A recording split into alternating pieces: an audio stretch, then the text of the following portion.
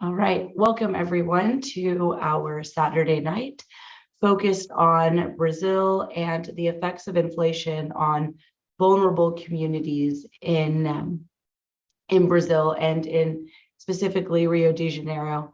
So tonight, our speaker actually just went off, but so tonight we will have Adriana. She is from Casa Savenche organization. She will be sharing a bit about their work in, I'll actually let her I'm take here. the mic. Yeah, good. Sorry, I'm here. Not at all. So she's going to be sharing a bit about their work in child empowerment and development in an area just outside, or actually inside Rio de Janeiro, but in English, I would say the Flowery Gardens, but actually it is a former wasteland or landfill area that has been repurposed now. And so they're working with the communities that had been previously working there as the recyclers, or maybe as others had called them, as garbage pickers. And one of the reasons that I really, really loved the work that Casa Semenche is doing is because in my previous work, I had worked often in Cairo, and we also worked very closely with what was the Zebalin, which is the garbage dump city. And for many years, the people were just living above the trash that was being dumped into their area. And organizations similar to what Casa Ceviche is doing in Rio came in Cairo and gave the workers a real dignity, like self-dignity and self-worth, that they didn't need to live with the trash, that yes, they were bringing a valuable treasure to society by providing this recycling when that kind of automation and machinery and factory work wasn't really available for developing countries, but that the people were providing a really important work to the health of their wider community. And as they developed that sense of self-dignity and that changed, it forced the government to actually work alongside them to bring in some of those structural pieces to really develop the community. And so I wanted Adriana to share about what is happening in Rio and in Brazil, because as a trading community, a big thing that we're focused on is currently just the inflation we are facing because of the rising cost of commodities. And so from our point of view in Europe or in America, we would expect that because Brazil is a big exporter of whether it's sugar cane for ethanol or other kinds of offshore oil and gas. We think of Petrobras and other companies that are really focused on commodities. We would think that in this huge increase in the cost of commodities, that Brazilians, and especially those in vulnerable communities, would be benefiting from that downward momentum of the economy. But that's actually not happening. And yeah, so I will pass the mic to you. And yeah, we just want to hear more about what you're doing, how you're doing it, and why it's so important. Okay, first of all, thank you to invite me for this conversation. I'm happy to the opportunity to share what's happened here in my country and in my city with my people. Well, it hasn't been easy in the last years because of coronavirus, but before the coronavirus, we had to a difficult period of time because the election of Bolsonaro, you probably have already knew about him, and the program of the far right wing here in Brazil was really not to worry about the poor population. And we are so worried about this because we know that the poverty will be could be worse here, but we should wait and see what happened. And then 1 year after, the election, 2 years after the election, we had the coronavirus and everything got worse. And really, we are passing a horrible time. We had already got a lot of progress about the poverty here in Brazil. But now we had, again, 30 millions of people, Brazilians, in a hungry situation. It's absolutely unacceptable in a country when you have a lot of food, when you trade a lot of food. And so it's really unacceptable. Despite of our inflation is not too big now, it's about 6. The inflation on the basket alimentation, the basic alimentation, the basic food we have to have in a family, is growing 25.9%. So the inflation over the food of the population, the basic food, is really getting high and high every month. So it's really difficult for the poor population because they are in a food insecurity, the children in a food insecurity. In Casa Semente, you will have a program to receive kids and youth population and teenage and families every day, but especially with the kids and teenager, focus on education. But now we have to give a pass back, to give food, simple thing, because they are hungry. So it's really sad what we are really seeing here in this community. I have to say that Jardim Gramacho, it's not simple favela as you can see in Rio de Janeiro, because we have a lot of favelas here.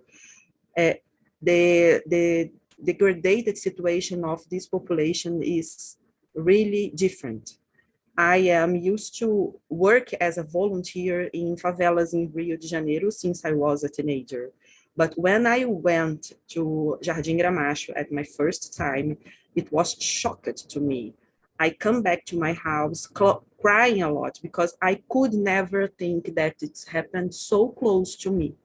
The degraded situation of kids and teenagers and a lot of people that didn't have the opportunity to a dignity, minimal dignity, access of minimal things.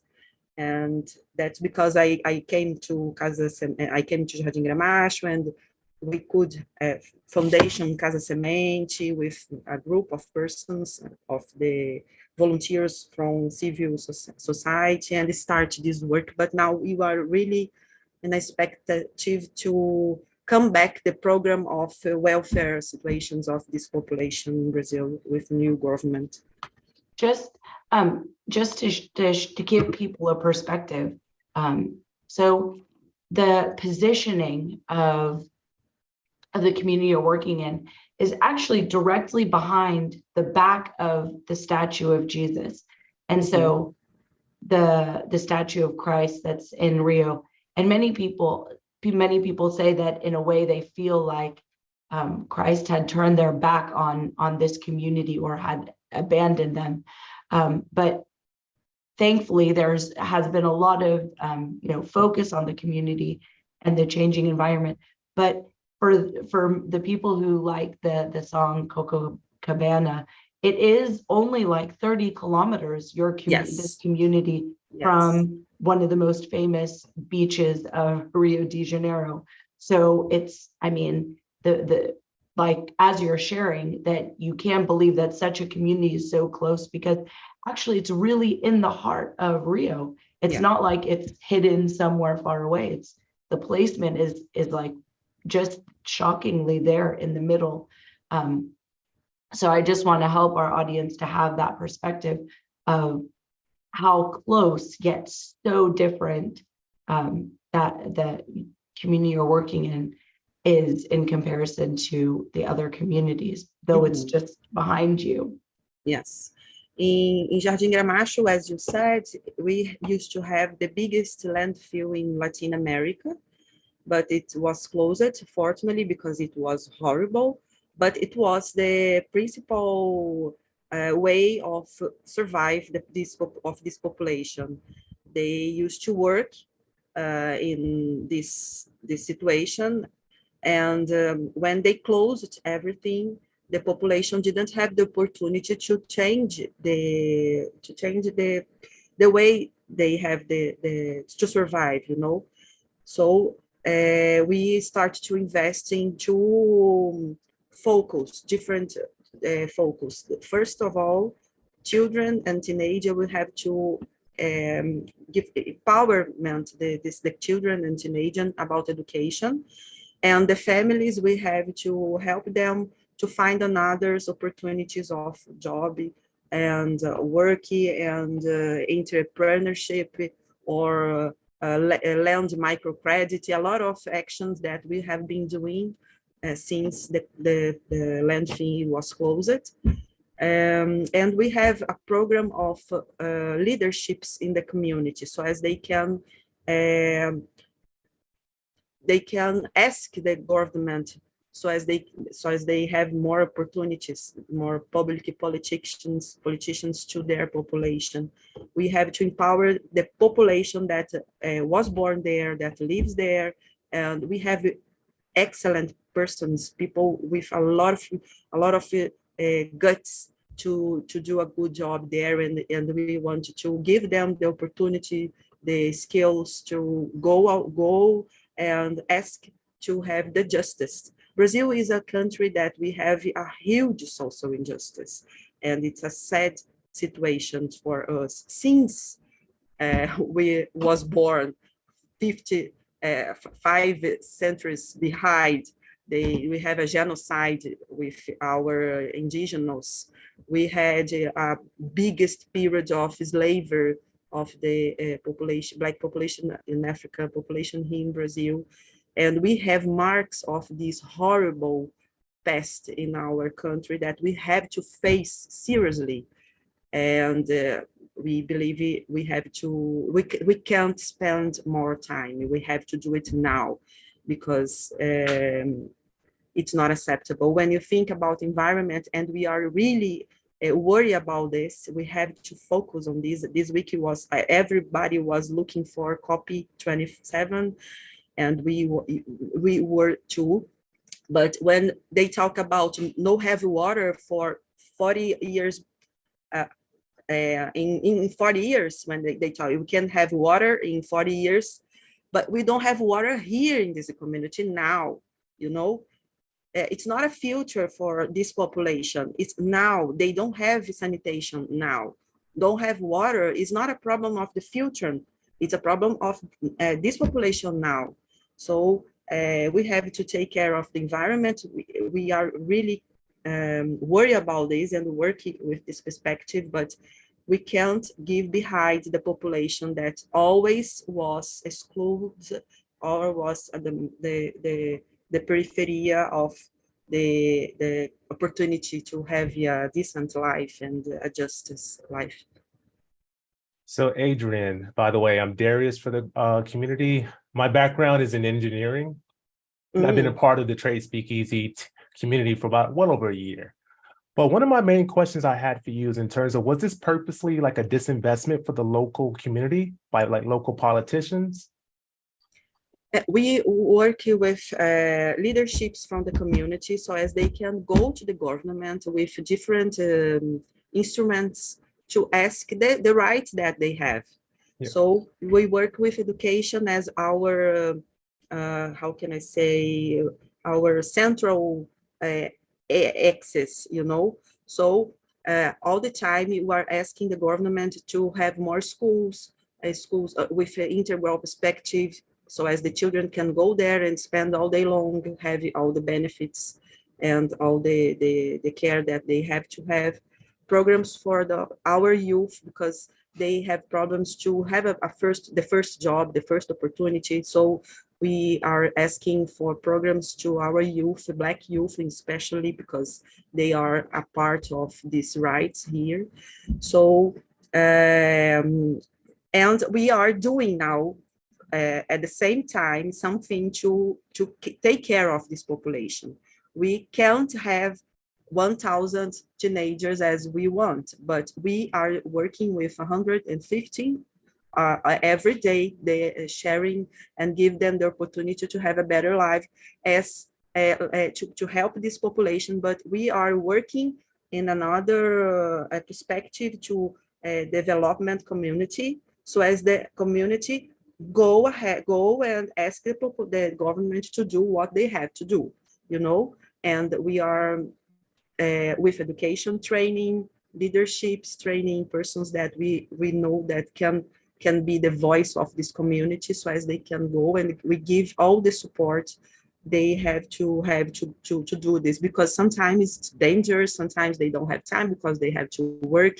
So you have to support these populations, these persons, to go and to be a leadership of this community and to organize the community to ask and make the rights has a reality, come a reality.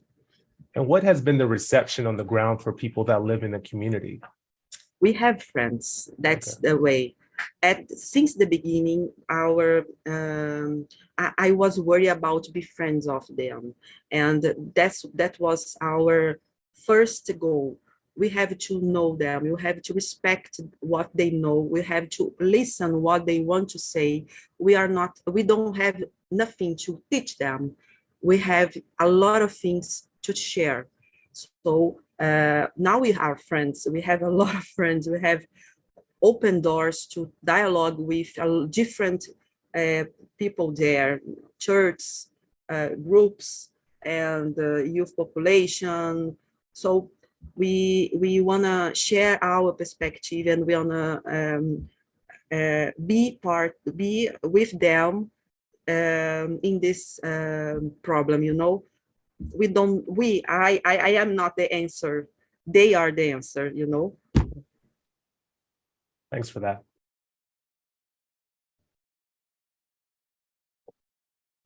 So in 2012, when they closed the landfill, what was the plan what was the plan to do with the people? Was there anything put in place to re-educate them, or to retool them, or retrain them to be able to do anything else? Or yes, they should have done a lot of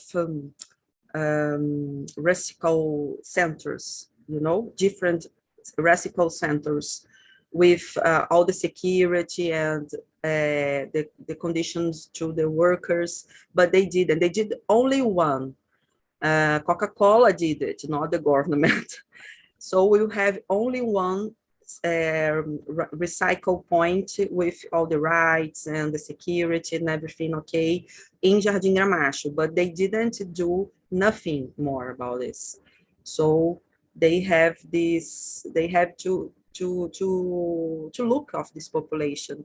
But now I think it's not enough to build central areas to recycle anymore. I think they want to do different things. I listen to the youth, and they want to study to be a nurse, to be a doctor, to be a lawyer, to work in fabrics. They want to do different things, you know.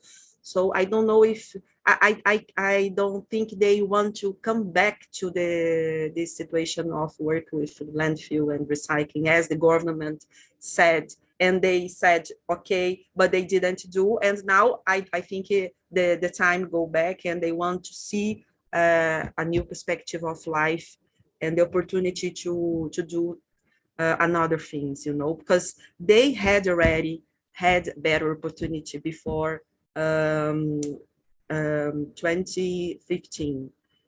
Because in 2015, Brazil became in a horrible situation for the poverty population. They were growing. They were growing the perspective of quality of life. They were dreaming. They were living better.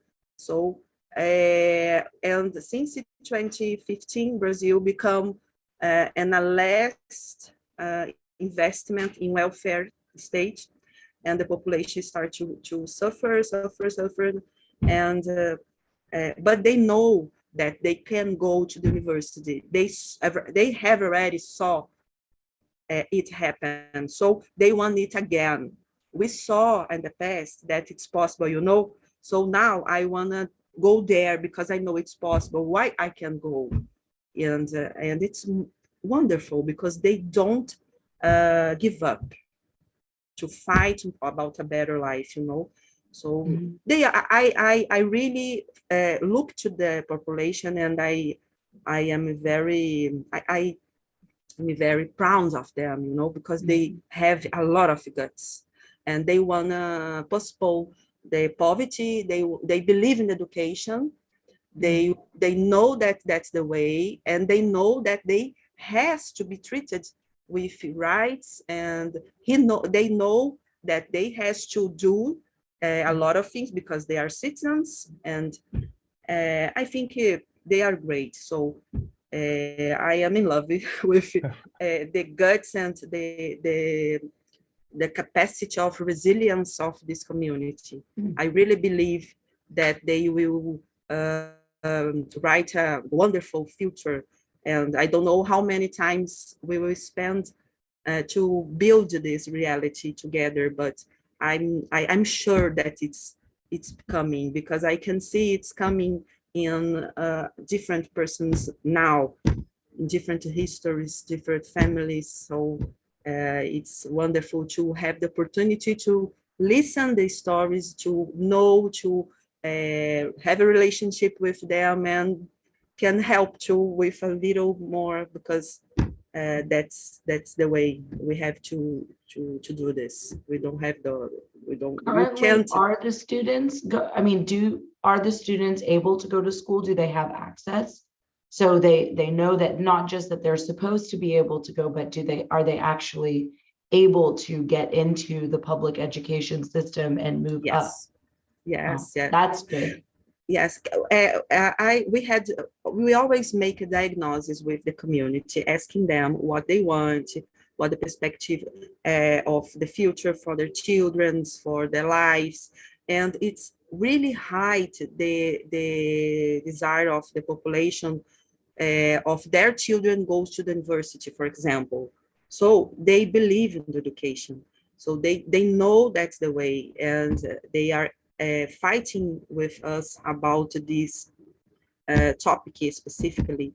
So as we can have better schools, the opportunity to go to university, to the programs that can help them, children benefits, you know, so as they can continue study and not to go out of school to work only. So I think they really has the mind focus on the education, and it's really important. They know that's the way. I like how you mentioned you focus on like education as a good like monument in terms of focusing on that as a youth. And you also demonstrated that not only just the education, but plugging that education into some type of outlet. So do you find that once the youth have that education or those credentials, they're able to find jobs within the community, or do they have to leave the community? No, they have to leave because they don't have nothing there. But it's not far from the city of Rio de Janeiro, for example, or the others places around that they can have a good job, you know. So it's not difficult to have a job if they are prepared, if they are, if they studied, if they have the opportunity to know different places. For example, when we start the program with the youth population, the teenagers, for the first job, we take some teenagers to make a how can I say, a school to teach them how to be in an interview for a job, for example, and how to work with computers and things like that. And when they come back, they didn't want to go there anymore. And we didn't know what's happened, because they want, but now they don't want anymore. What's happened?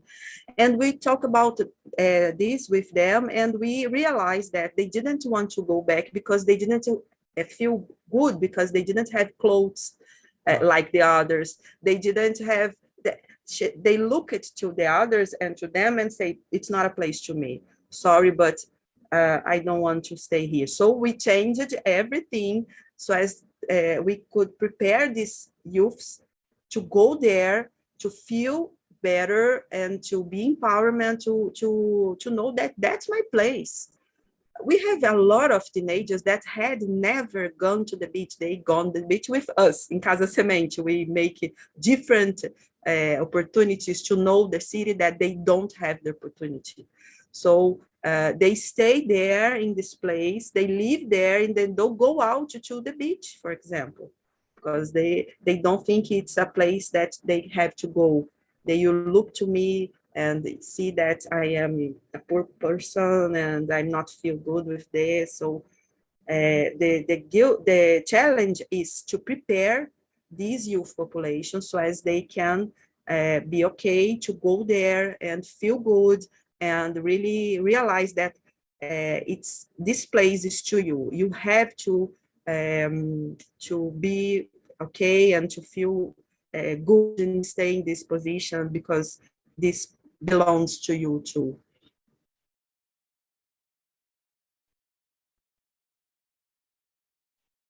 So one of my concerns with that, and I just had this from my own personal experience, like I grew up in what some would consider the hood or like a rough neighborhood in Miami. And what I found is a lot of the kids who were like gifted or, had opportunities to go to like college and universities and get their credentials, a lot of times they end up leaving their communities behind. For your community, for instance, those who make it out, do they ever like return and try to do some type of investment into the community, maybe sponsor some type of local programs to help kids that come behind them so they don't fall into the, I guess, the bad areas of, the neighborhoods?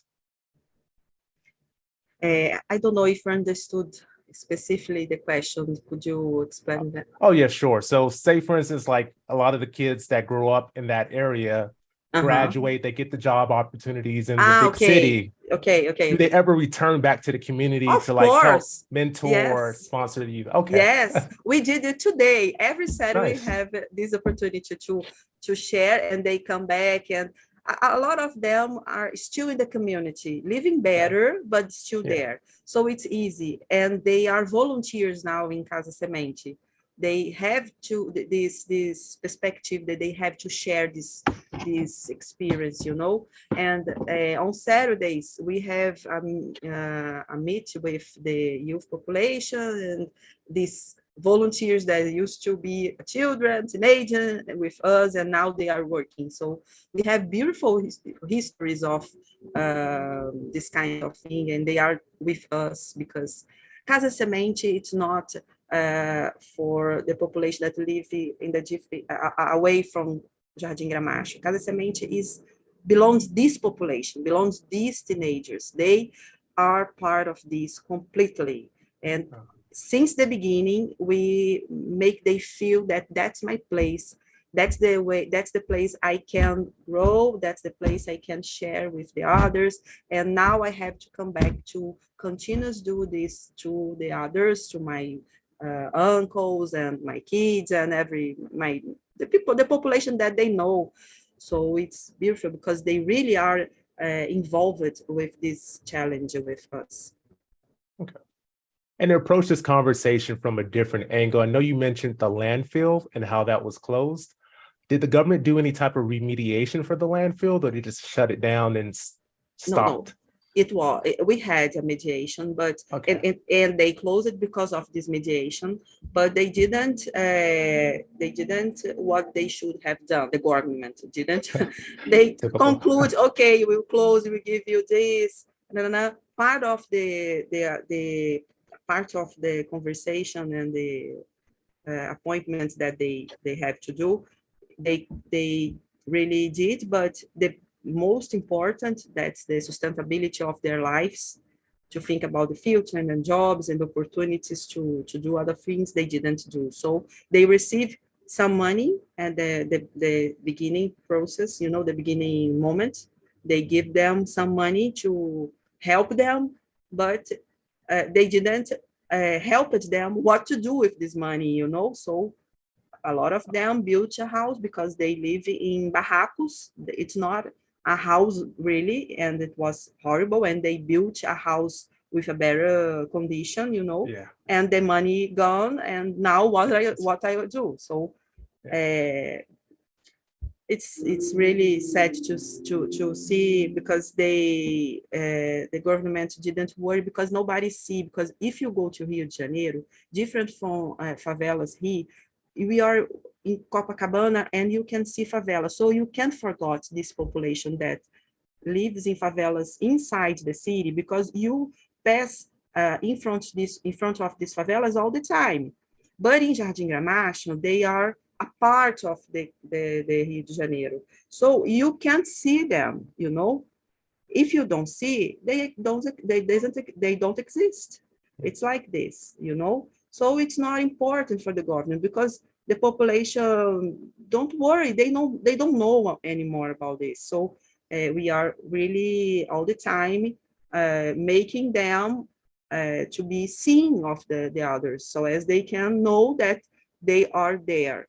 The situation is still the same thing, and despite of a lot of beautiful histories, we have to grow the community. We want the development of the community. We don't believe in the individual progress alone, you know. Yeah. I don't believe this, and I think it's a perspective of individuals, I don't, individuals. How can I say? I think we have to develop the community. Yeah. So that's the goal. And not only beautiful histories here and there, and you know, and okay, she got it. So you can too. No, it's not easy like this. You know, we have to look around and to give the opportunity to all of them, and not only one that you can help and the others. Despite of Casa Semente work all the time, helping only a part of the population, because we can't have all the teenagers, all the children in our program.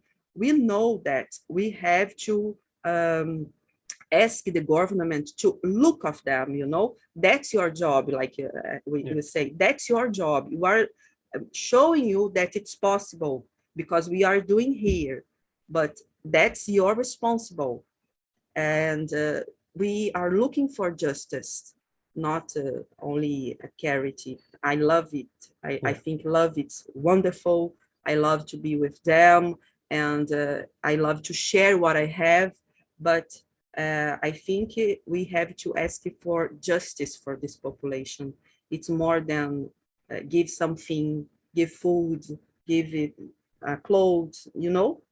Is to change the lives, to change the opportunity, so as they can be what they want to be, because they are really smart. We have children there that I can't believe it. I look at them and they are reading with 4 or 5 years old.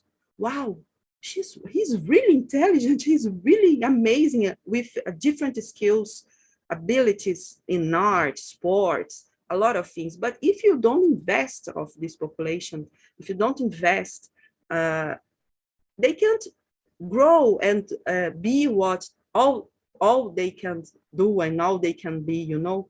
So now at this moment in Casa Semente, because of the economic situation in Brazil, and as I said, all the country are suffering a lot because of the economic situation, we don't have a budget to the next years for the teachers. So we are going and asking and talking with different groups, so as we can have the budget to continue the education program with the children. So that's the challenge now. But I don't want you think it's sad, you know. No, yeah. It's not sad. It's a challenge, but and they are not, and I don't like the perspective that they are so the victimization of the population, you know, they are so poverty, they are poor and they can do nothing. No, they are poor, but they are really intelligent. They are really smart, they can do a lot of things, they have different skills, different capacities to contribute with my country, you know. They can build with us new Brazil, and I believe this. And for those who are sitting at home, how can we help your organization? So you can share this work, and you can help us with the budget for the next year, for example, because that's our challenge now, to have teachers, because at the beginning of this work, we have only volunteers, but at the beginning, but now we know that we have to have teachers to teach every day with good education. We made a partnership with Aprender Education Development Foundation from UK, and they helped us the methodology of education and everything. So we improve a lot the quality of education for this population. But to continue to do this, we have to have teachers, and not anymore only volunteers to go there, you know, and teach and try to teach. It's not enough. To my children, I want the best. I want they study with teachers. So to them now, we are fighting to continue doing what you are doing. Teachers, to teach them with high quality, so as they can grow and be excellent citizens in the future. I wanted to ask, you know, they say that, I mean, maybe this statistic is not exactly correct, but that Brazil actually has such a strong agricultural arm that Brazil by itself could feed like 10% of the world population. So I understand that, you know, Brazil has to export. I mean, you know, they can't just, you know, keep all of the, because they don't have the, they're not producing all of the agriculture. They're just producing a lot of very particular types. So they need to trade, they need to export to have capital incoming into their country. But how is it that in these like since the pandemic, you know, Brazil was, I mean, previously Brazil was really coming up as a very strong emerging market. But now the IMF is saying that no, actually, Brazil is now considered in the red zone.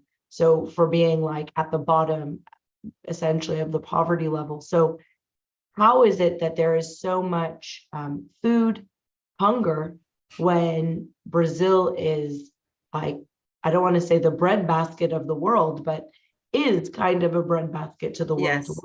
What is in the system that is creating that kind of breakdown, so that these agricultural goods are not actually pouring back into communities like the community you're working in? Yeah. Yes. If you see the history of the last 20 years, you can see clearly what changed this in our perspective, because we have this problem all the time. When Lula became president in 2022, it started to change, and the poor population start to grow, and the country start to grow, and the welfare state was at the first time in our country started to happen, really. So we grow a lot. And then we had Dilma, another president, and we have the impeachment.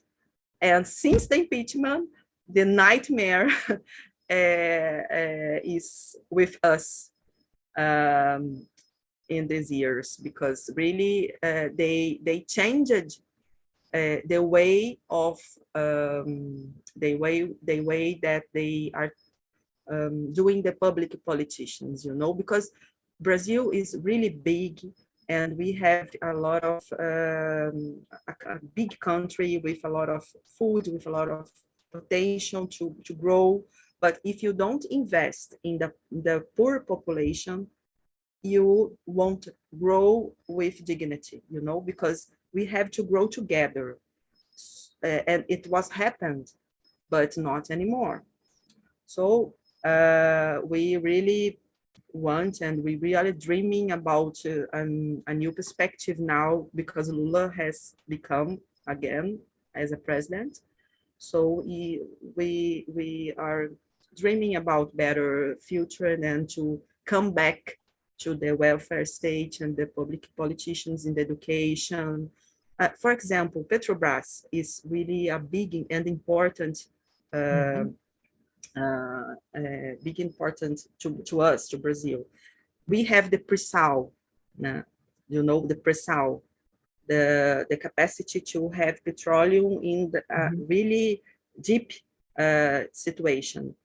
In the government of Dilma, we have a law that all the money of pre-sal would be invested in education and health. But since he was impeachment, they changed this. And they put the money and they sold part of Petrobras. And now Petrobras is being a lot of money. They are profitable company, but part of this profit is not coming back to the population anymore. So we are thinking about to come back of this program to use this money that it's the wealth of Brazil to share with this population and not to share with people that invest only. You know, we know that's important, but.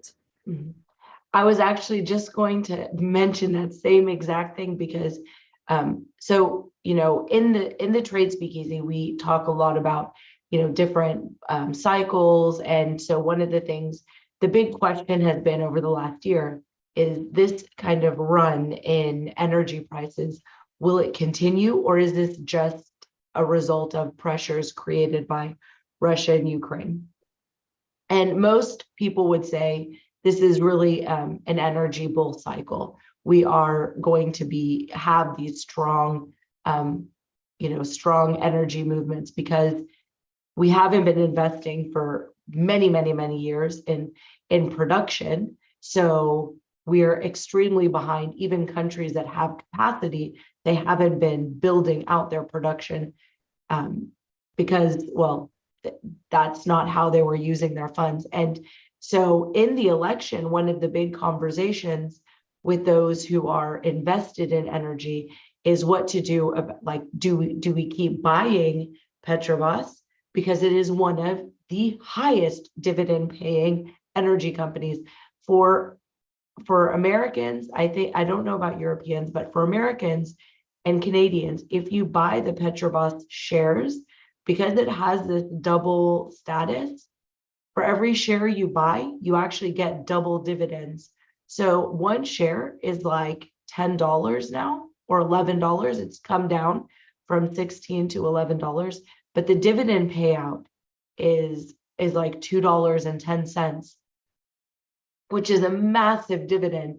And so a lot, it's really shocking. And so, you know, being that we're really the recipients then of that money as foreign investors through these over-the-counter shares, but at the same time, it feels a bit, there's now this big question, you know, is that really, if we own the shares of Petrobras, are we really doing what's in the best interest of the community and the people? And it really is a very immoral and, you know, a question of morality and ethics, because yes, I believe in dividends, but because, you know, we are taking a risk on the company, but when you have a country that is so wealthy in oil and gas, then to be taking such a huge amount of the proceeds out of the country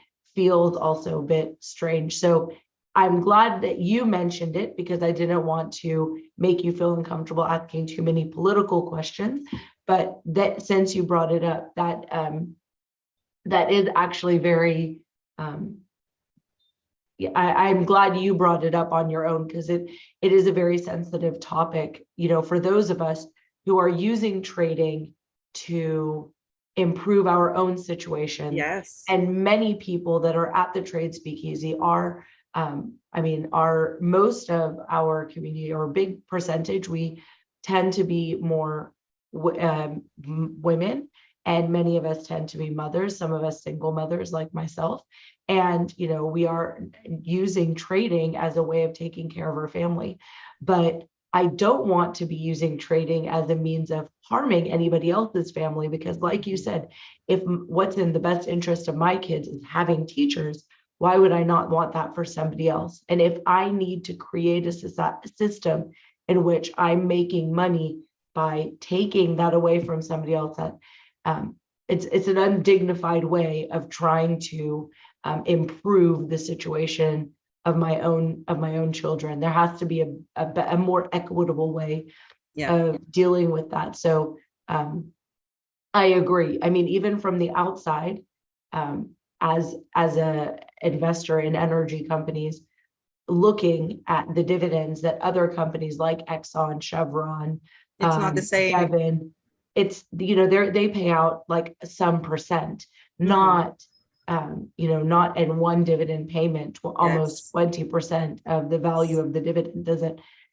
It doesn't make any sense. And it's possible, to be to have a profitable company, and to do difference to your country too. The experience of Norway showed us this.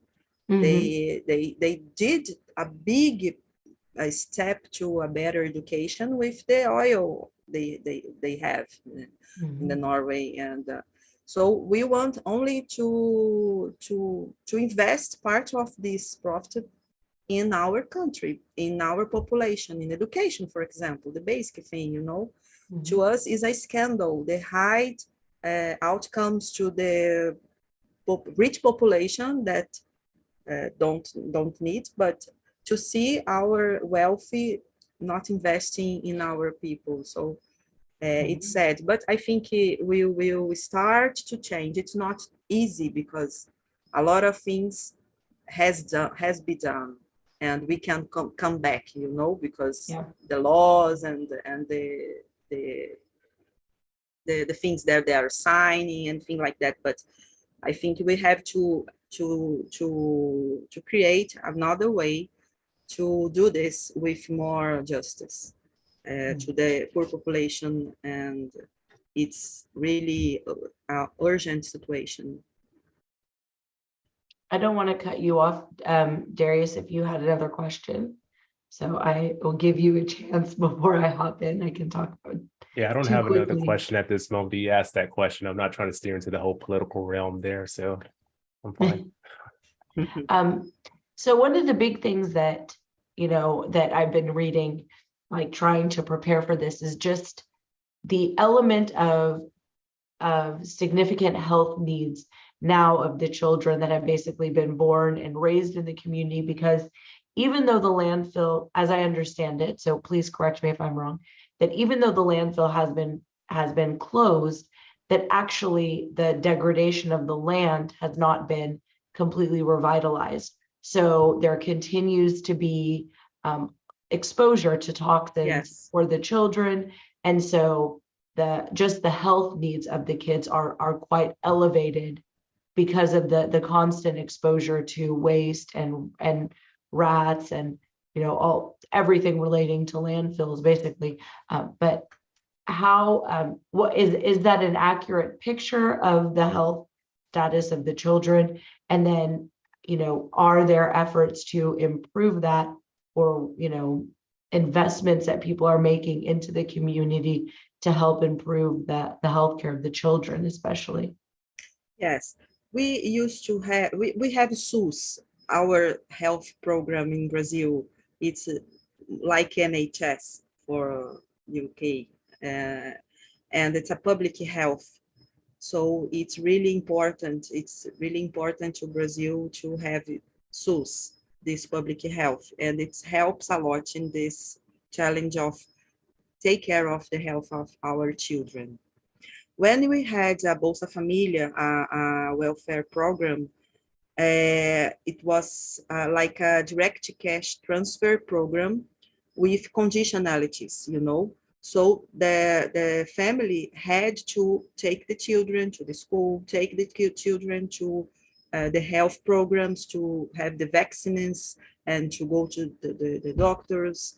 And they had to go to schools meetings because we used to have conditioners to have this cash transfer program, Bolsa Familia, but it was changed. And we saw that a lot of children didn't have this opportunity to go to the doctor, to have access of healthy. And we had coronavirus too, that was really a problem for the world. And we had problems here as well. And but now with the comeback of the transfer program with conditionalities, it's important so as the children can have the opportunity to be to take care of the children, to have the access of the public health programs that we have. Our program health is really amazing. That's a proud to me. I am, my graduation is in the health. I am oromaxillofacial surgery, and I studied public health and PhD in public health. So I'm very proud about public health in Brazil. But I think we have to connect the programs of welfare with education, with health, and we have to do this together, because it's really important to protect our children.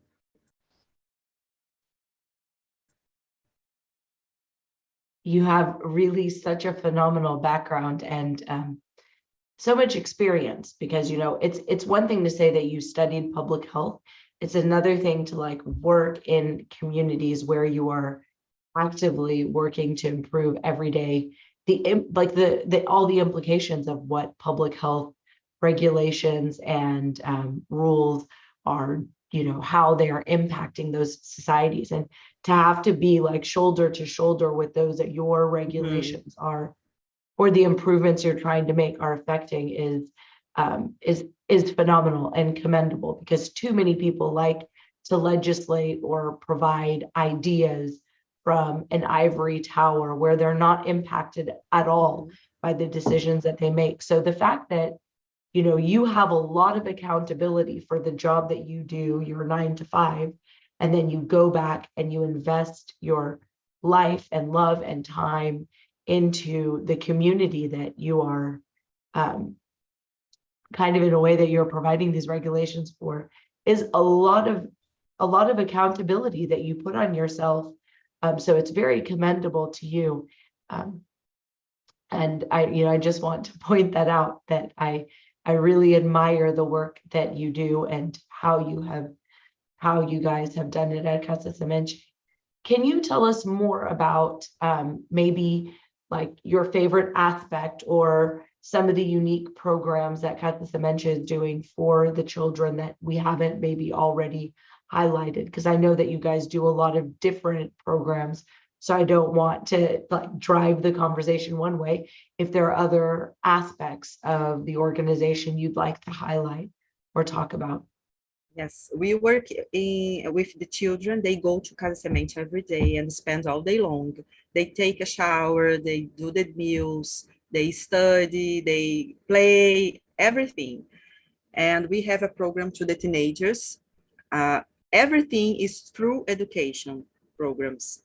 And they have the contact with the computers, they can study too, they can think about the future and making courses about professional courses and things like that. With the families, we are working with the women, because the families is we have the children and the woman. The biggest part of the fathers gone out, and we have a woman like a chief of this family, you know. So we look to this perspective to empowerment this woman, give them the skills and the opportunity to for example, entrepreneurship, some business, big small business, or to have the opportunity to go and have a job in a different place and things like that. And with the community, as I said, we work with the leaderships and the church around and the groups that are organized so as we can do things together, because we have different groups, you know. So we are focused on be together and to make this work together, the church, the schools, public schools, local public schools, the public health that exists next to the Jardim Gramacho, and we want to work together so as we can have a development of the community. So that's the ways we are being working now in Casa Semente. One of the questions I did have is, I know you're limited for resources in terms of how many kids you can intake into your program. How do you determine which kid enters in and which kid is turned away? Yes, we we interview a lot of different families, and we have to choose the families that are in a worry situation, that are suffering, for example, food unsafety, you know, or families that has problem with drugs, for example, that exist, or with a difficult situation. We have to choose the children that are in more vulnerable situation.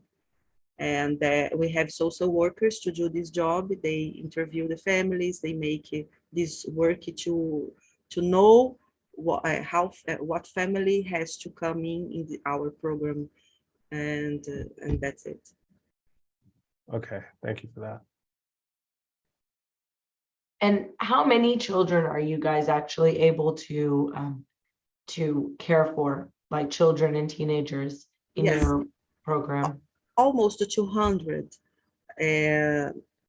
We have part of this group that, as I said, go every day, 110 go every day, and the other part go twice in a week to make it programs, different programs, you know. But we have this, we have to provide for the children under 11 years old a complete program, Mhm. and they have to go there every day and spend all day long, and we have to invest a lot in this group. But we have teenagers and youth population that go there twice in a week, and so we have almost 200 children and youth. And if you count the families, it's more than 400 people. Okay. You know. And how much does it cost to take care of, to provide this full day education for one child? What's the budget then that you need per child? In one child, I don't know really, Oh, okay. but we have to spend, how can I say, 10,000 euros, for example, to a month. It's not too much. Mhm. It's really. We have a program that it's not expensive, you know. Mhm. With 10,000 euros a month, we have all the programs working well. Okay. So do you see any, you already kind of hinted that with the political changes that there's a better chance that some of these resources, natural resources, that the funding will actually be able to come back to the more vulnerable populations through different government programs. And I was wondering, besides just Petrobras and the oil and gas industry, but there are so many other commodities that are like iron ore and even sugar cane, and for ethanol, and many other large agricultural, not just as agriculture, but also natural minerals and metals. That's the word I was looking for. So all these different mining aspects, are any of those also state partnered? like Petrobras, or are they all privately owned? No, we don't have partner with them. We, as a non-profit organization, we chose not to be involved with government money, so as we can be free of, free to say what we want, It's a difficult choice, but it's important. I think it's important. But even at a state level, are there any other companies that have those benefits to the state, like the way Petrobras is part one arm is actually owned by the state, and then the other one is then like a publicly traded company. Are the other minerals also do they contribute to the state benefits? Yes, it's possible, but now our reality is that we have the civil society contributing with the program. That we have more. We have some companies that help us eventually when you have something, for example, the Christmas time. So we have a company that wants to share with us the presents to the children, but they don't want to be every month helping with something. It's difficult to have, but it's not impossible. We are looking for this. If you know somebody, tell me. But I can say that the civil society is the biggest part of our budget, and they give us the opportunity to do this together now. So just for those who are watching this later, what's the best way for people to connect with you or to connect with your organization? I can put I think the Instagram. Yes. It's Casa _ Semente. _ again. Yeah. Is there, I know you guys have a website, and you have you guys are active also on Instagram. Is there somewhere else that that if they want to find you, that they would connect with you? They can always ask me, for those who are part of the trade Speakeasy, but they can, if they want to actually find you, what would be your organization? The Instagram, the site, and the cell phone too.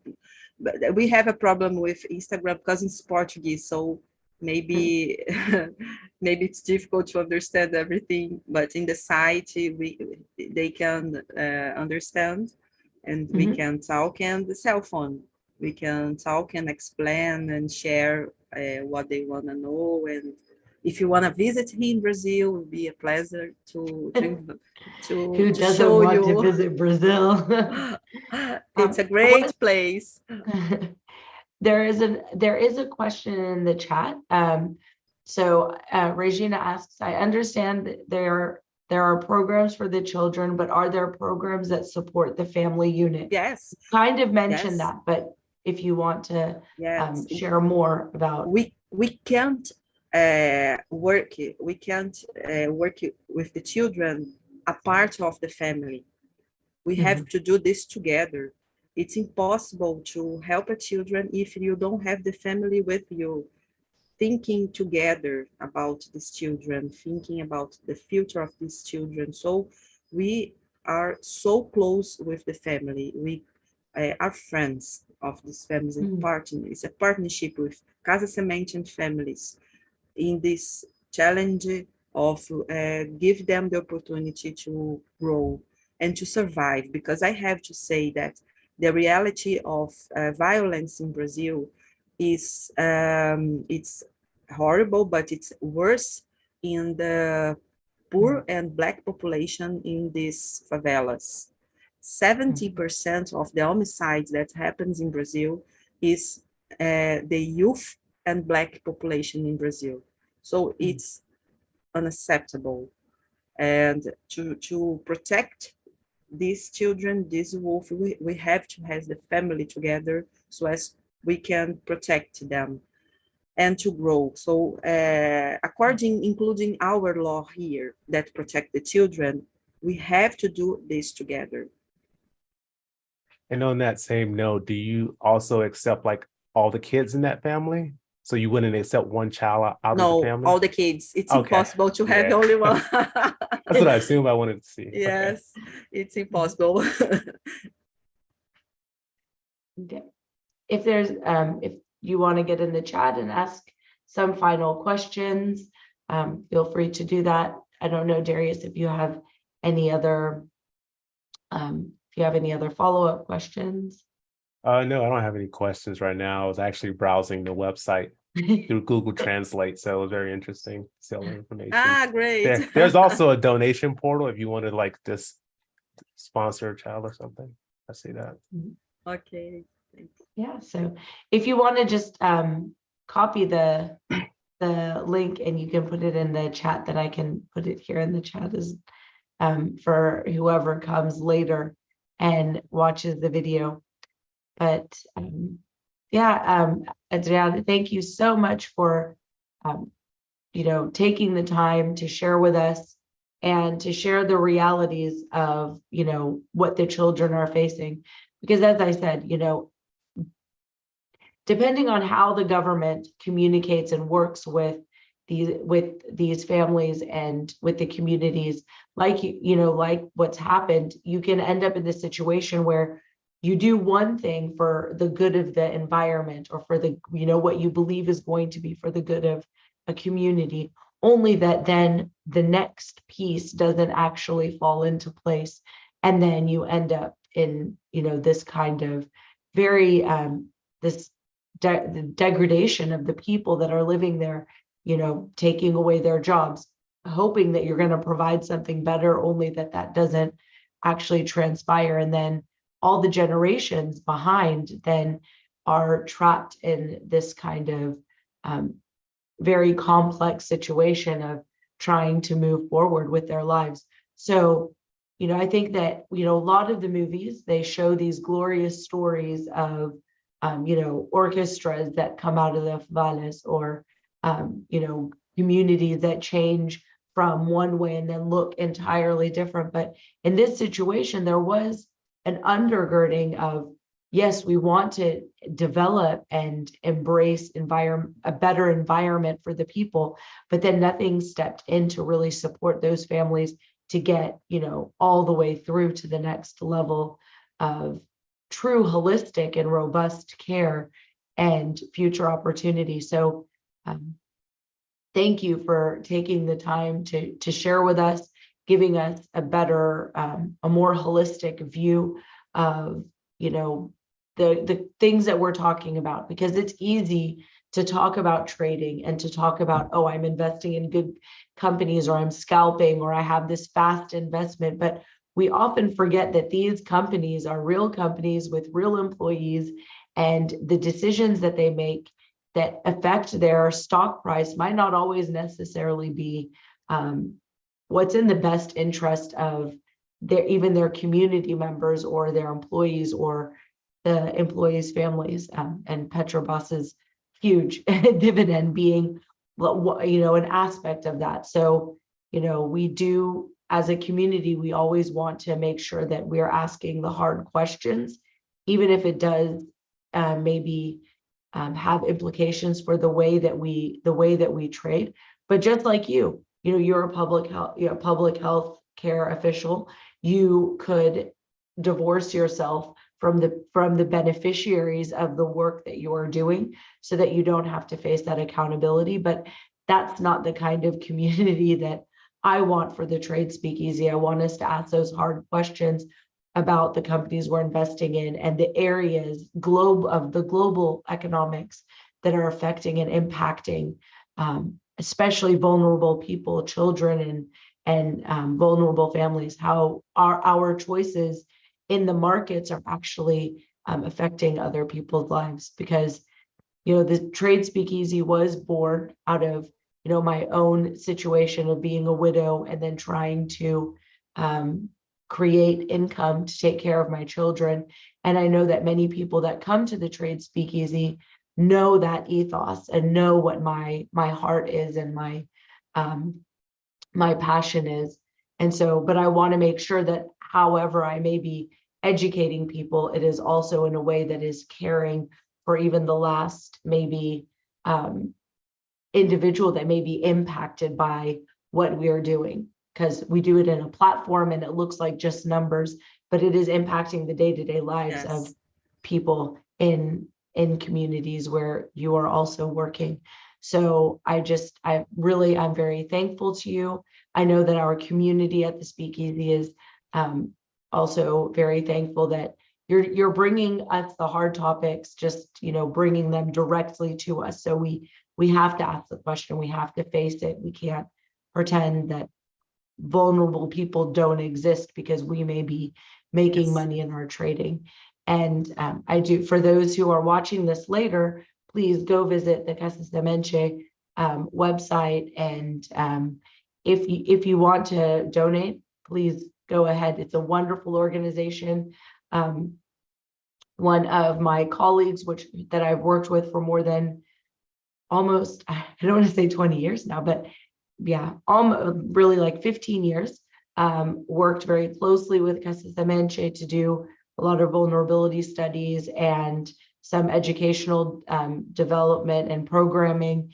And we've known about Casa de Menche for many years and have watched them grow as an organization. So I can say that I believe in the work that they're doing, and I know that they do it with integrity. And so I'm very glad that you took the time to be with us and to share the work that you're doing, and to be able to highlight the work of this organization. So thank you very much for your time. I'd like to say thank you too, and I am surprised about the goal of this conversation, because I had never listened about this perspective, to a responsible perspective to invest. It's amazing.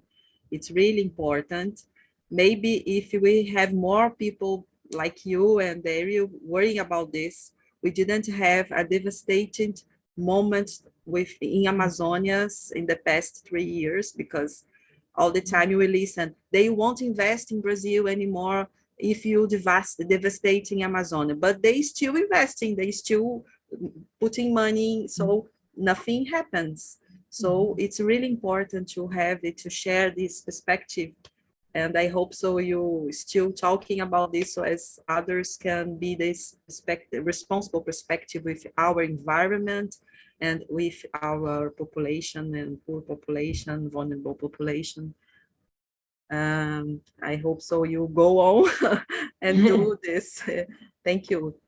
Thank you. That's very encouraging, because like you said, it's not often that people want to talk about corporate responsibility when they're making money, because it feels nice. But again, thank you so much for your time and for being with us. And Darius, thank you so much for joining me on the panel today to also ask questions from the perspective of our members.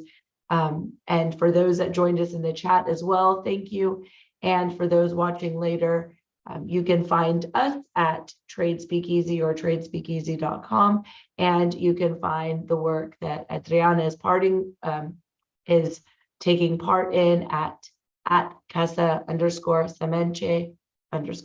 So thank you all, and have a wonderful Saturday evening. I'll say bye for now. Have a good evening. Bye. Bye. Bye, Davis. Bye, Suzanne. Thank you. Bye.